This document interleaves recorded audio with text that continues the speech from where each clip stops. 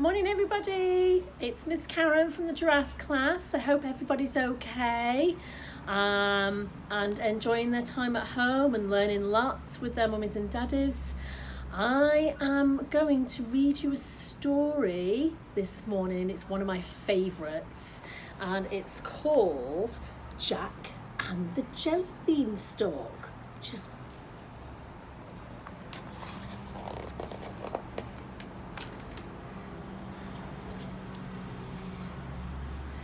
Jack's mum shook the biscuit barrel and peered inside the bread bin. She looked in dismay at the last few crumbs. "I'm sorry, Jack," she sighed, "but the cupboards are all bare and my purse is empty." "We will have to sell Daisy."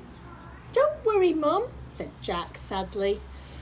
"I'll get a good price for her." Daisy was the cutest cow you ever did see. So it wasn't surprising that even before they got to town, a farmer had offered Jack 20 gold coins for her. 20 gold coins, cried Jack. His mum would be so pleased. Jack was on his way home when all of a sudden he spotted a wonderful sweet shop. Inside there were juicy jellies, fizzy whizzes, gooey gums, heaps of lollipops, chunky chocolate raisins, yummy pineapple chunks, rainbow sherbets, strawberry straws. But Jack could not take his eyes off an enormous bag of glittering jelly beans.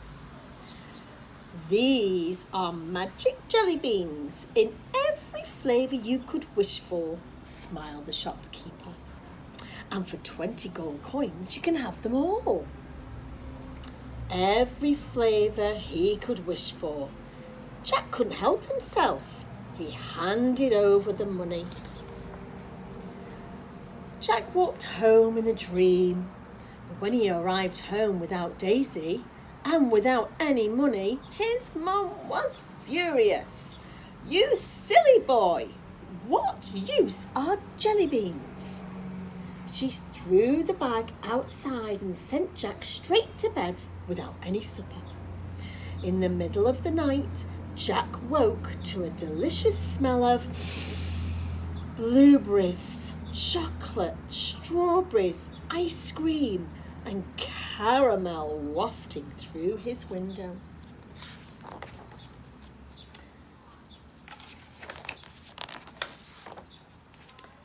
A giant jellybean stalk was growing in his garden. It was a beautiful sight, shining in the moonlight, covered in brightly coloured beans, in all the yummy flavours Jack had ever dreamed of.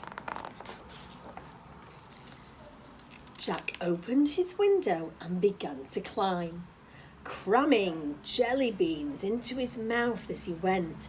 Orange, pear, mint, sherbet, chocolate chip, apple pie, candy floss, popcorn. Ooh. Angry giant, beware. Higher and higher he climbed until, feeling rather full, he came to a huge golden gate and a large sign. Jack was hesitating when he heard a strange noise. He peered behind the door. "Honk, honk," sobbed a little white goose. "The giant is so angry. I've tried my best to lay more golden eggs, but it's just no good. The pantry is empty and there's nothing to eat in the castle except me and that stringy old harp." Suddenly, the ground shook. "Fee, fi, fo, foy, I smell a juicy boy. Goose is good, but boys, so tasty.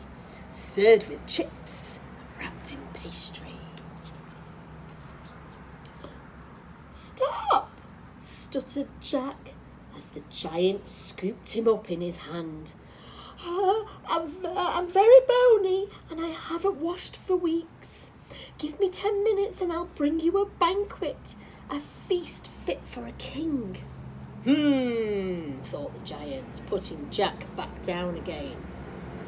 "My clock is ticking, tick, tick, tick. Bring my feast and make it quick."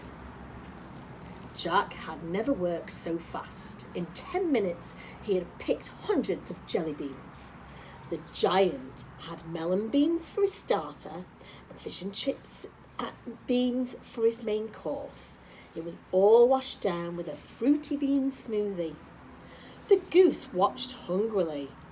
The giant was just about to tuck into his pudding beans when the goose swallowed them down whole. Honk! The giant was furious. He grabbed the goose and shook her. Honk, honk, honk! But the beans would not come out. He threw her down to grab his carving knife. Jack grabbed the goose and raced for the jellybean stalk. "Stop!" yelled the giant, thundering after them. He grabbed the stalk and tried to climb down, but he was far too heavy. The jellybean stalk began to sway. Jack jumped off just in time. It wibbled and wobbled, then came crashing to the ground far away from Jack. Crash! Jack looked around and grinned. Their garden was covered in jelly beans. The goose never laid another golden egg, but she did lay delicious speckled ones, tutti frutti ones and tingy tangy ones. Jack and his mum had enough jelly beans to feed them for years, although every so often they would find one that tasted like smelly old socks. Yuck!